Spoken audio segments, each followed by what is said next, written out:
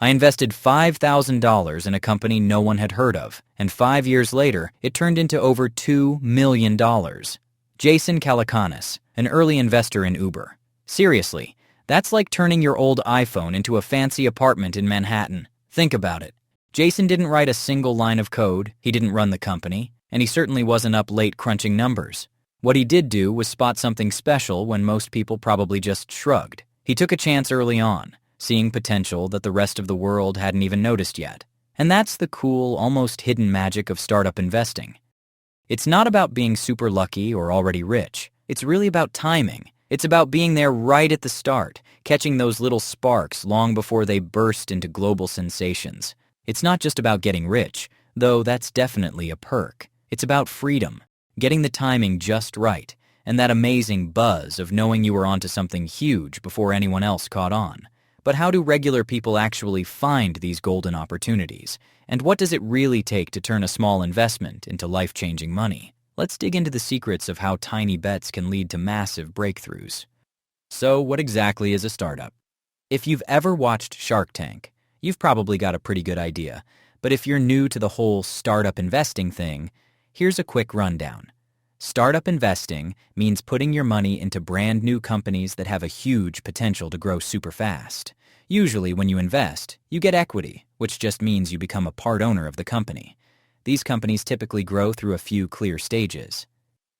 Seed stage. This is super early. Sometimes it's just an idea. The founders are testing things out, building first versions and trying to see if anyone even wants what they're making. Money usually comes from the founders themselves or their closest friends and family. Angel stage. Once the company's up and running and maybe making a bit of money, angel investors, these are usually wealthy individuals who want to support new businesses, step in. They offer cash and often some helpful advice too. Venture capital stage. When a startup really starts showing strong growth and serious potential, that's when the big guns come in. Venture capitalists.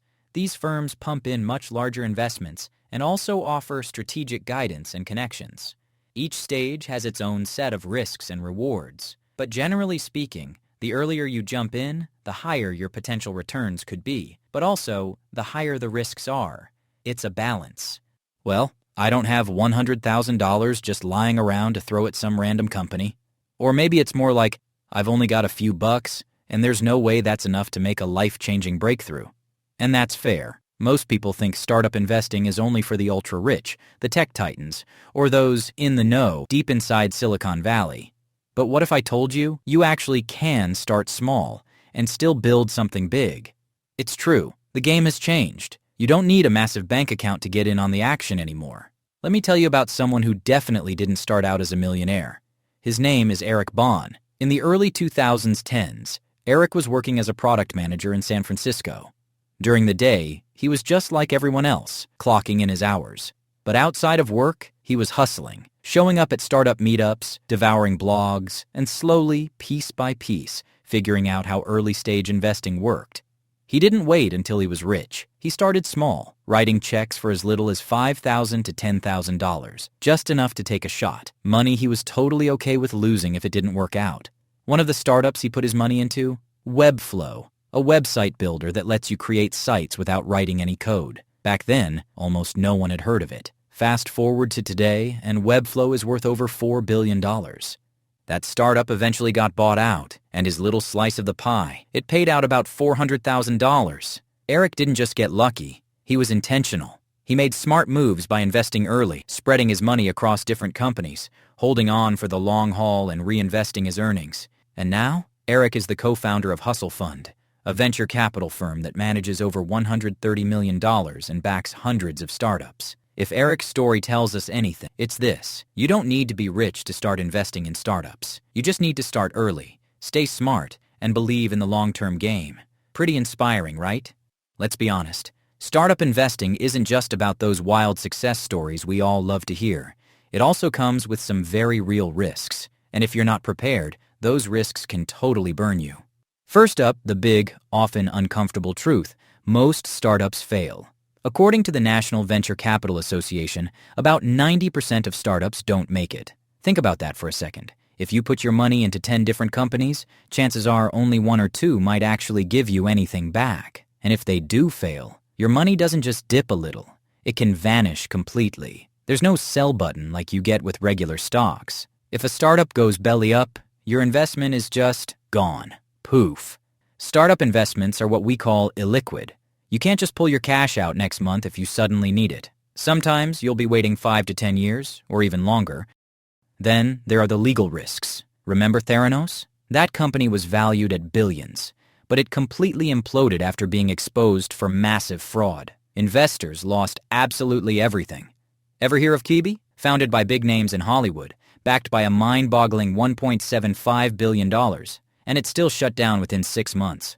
There's also the sneaky risk of dilution. Let's say you own 5% of a super promising startup. If that company needs more money down the road and raises another funding round, and you can't, or choose not to, invest more, your 5% share gets smaller. It might become 3% or even 1%. And finally, timing is everything. Even if a product is truly amazing, if the market isn't quite ready for it, or if it's already swamped with competitors, that startup might just flop. So yeah, startup investing definitely has its thrilling moments, but it's not all rainbows and billion-dollar payouts. It's about risk, patience. But here's the really exciting part, the flip side to all those risks we just talked about. When startup investing actually works out, it doesn't just win big, it truly changes lives. And it's not just about those massive tech unicorns or celebrity investors making banks either. There are smaller, much more personal wins happening all the time. Take this awesome little story from 2013. A woman backed a sock company called Bombas on Kickstarter with just $2,500. And get this, that money wasn't even for equity at the time. It was basically a pre-order for socks. But she was smart. She stayed in touch with the team. Later, when Bombas opened up a private investment round, after their famous Shark Tank deal with Damon John, she managed to sneak in with another modest check. Fast forward just a few years, and Bombas became a total household name, raking in over $1.3 billion in revenue and hitting an incredible $3.4 billion valuation. That early support she gave? Now worth hundreds of thousands of dollars, maybe even more. And perhaps the absolute best part? It gives you freedom. Because when one of those small early bets hits big, it can genuinely, truly change the entire direction of your life. It's not fast, it's not easy, but it is absolutely 100% possible. And when it works, it changes everything. So, how much cash should you actually put in? Here's the truth. There's no magic right answer for how much to invest. Everyone's situation is different. But good news, there are definitely some smart rules you can follow. From what I hear from places like Faster Capital and veteran angel investors, the average check from someone just starting out usually lands somewhere between $5,000 to $50,000. It really just depends on how comfortable you are financially and how much risk makes you feel okay. Now, the pros who do this full-time, they often put in way more, think $100,000 to $500,000 per deal. But let's be real, most of us aren't starting there. Here's a quick guide to help you figure out your own starting point. Students, if you're still hitting the books or just getting your feet wet in the job world, your main goal here isn't to get rich tomorrow. Nope, it's all about understanding how this whole startup investing thing actually works. Try putting in a smaller amount, like $100 to $1,000, on platforms like Microventures or Republic. Pick out just 2 or 3 companies, follow their journey, and really focus on soaking up knowledge. Don't worry so much about instant cash back. Think of this phase as your personal training camp for your financial future. 9 to 5 professional. Got a stable job and a steady paycheck? Awesome. This is where you can get a bit more strategic. A really smart rule is the 10% rule. Don't put more than 10% of your entire investment portfolio into startups. For some folks, that might mean a total of around $10,000, spread across 3 to 5 different companies. This keeps your risk under control while still giving you a real shot at being part of some exciting early-stage growth. Platforms like AngelList or Seed Invest are fantastic for building up a nice, balanced portfolio of early companies. Business owners. Okay, listen up if you're a business owner. You already get markets, what customers really need, and how businesses grow. That's stuff most investors have to just guess at. That actually gives you a huge built-in advantage when it comes to startup investing. Let's say you run a clothing business. You might naturally lean towards investing in startups focused on things like AI-driven inventory management, eco-friendly packaging, or even automation for local manufacturing. See?